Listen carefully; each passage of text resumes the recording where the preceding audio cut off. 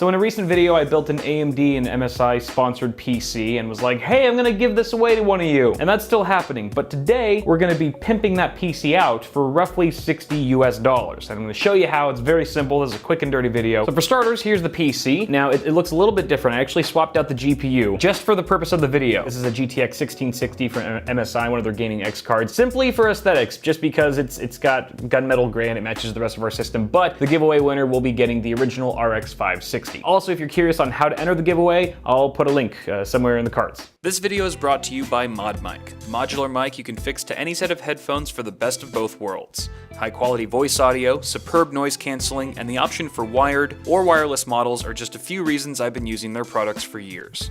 ModMic is a great no-compromise solution for gamers who care about sound. Click on the link below to learn more.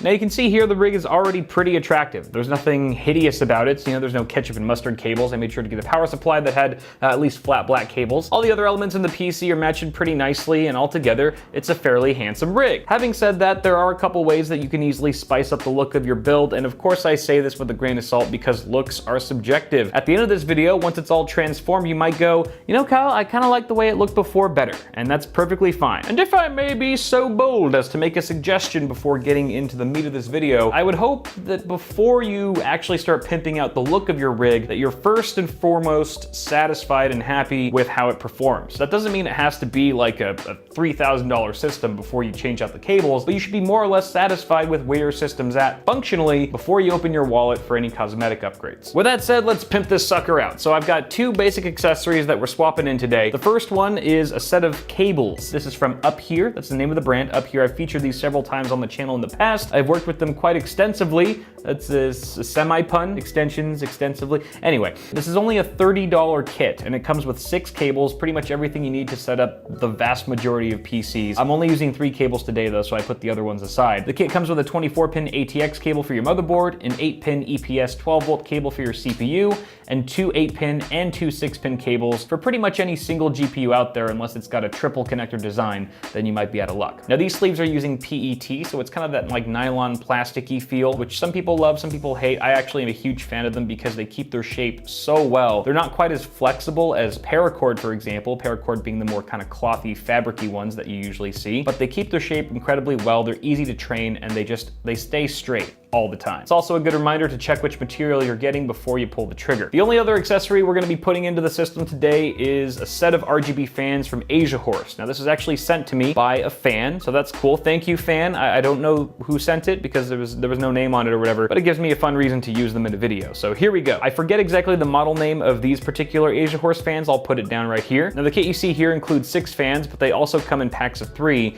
which is what we'll be using today. You can buy a 3-pack of these exact fans for like 30 to 35 bucks, depending on sales and things like that when you buy them. I've actually never used these fans before, but I have used other products from Asia Horse, such as their cables, which are pretty much comparable to the Up Here ones. They're very similar in price and quality. These are 120mm fans. They have sort of the ring LED design as opposed to the fan blade itself, which I'm actually a fan of. The LEDs also shine through the side of the fan, so you get some nice accent lighting as well. And there's even some lighting on the back, so regardless of how you orient this in your case, you're gonna get some light coming through. By the way, do you like this hideous stain right here? That's actually from a pack of seaweed. Like the seaweed oil from the package seeped into the wood and never came out. Like no matter how hard I tried everything. So yeah, that's how the stain got there.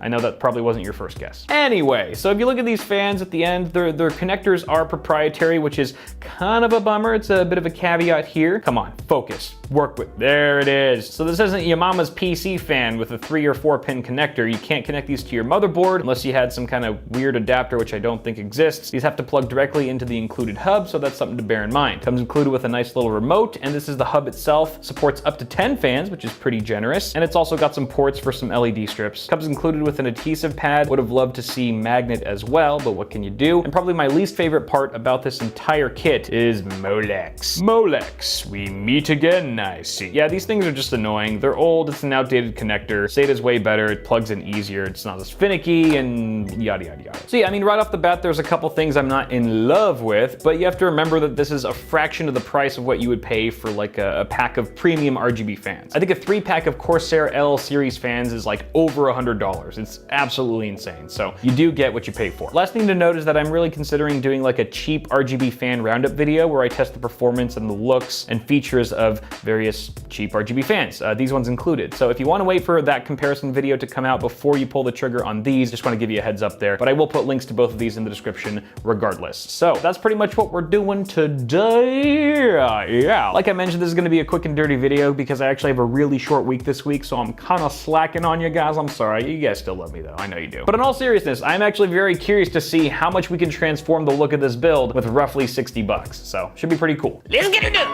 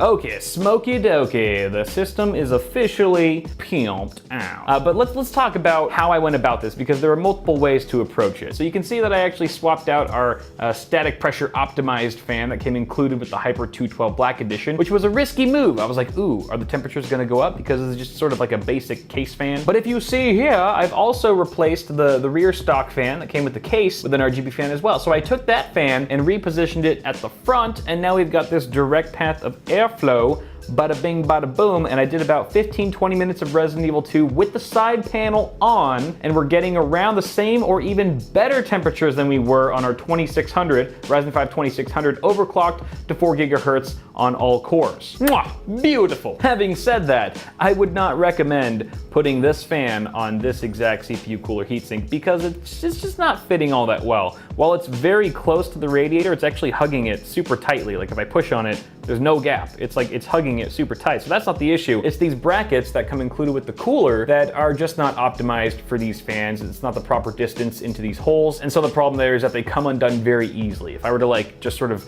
move this system around, just like casually move it onto the ground or something, one of those might pop out, the fan might fall down or something like that. So not the best configuration. And I'm probably gonna end up swapping this back with the original fan and moving this guy up top. Speaking of which, the front of these fans look great. Like they are super bright and vibrant. The colors look awesome. They seamlessly transition from one to another, and it's a much better aesthetic than I was expecting for the price point. The only flaw that I see here aesthetically, and of course this is subjective, is the side LED on the side of the housing looks a little iffy. You can see the sort of internal frame doesn't look the cleanest. And I'm just not so hot about these corners, you know, again, preference here. So in that case, I'd probably reserve these fans for like the edges of the case, like for the back or the front or the top or the bottom, but not necessarily front and center in the middle where you can easily see the sides. Gosh, when did I get so picky? The controller and the hub work nicely. You've got about 100,000 effects to go through. You could do this for 5 minutes straight and not see the same effect twice. It's kind of insane and a little annoying too. If you know what you're looking for, you just have to like keep cycling and sitting there until you get it. So it's a bit of a downside having so many effects, but no real good way to sort through them. That being said,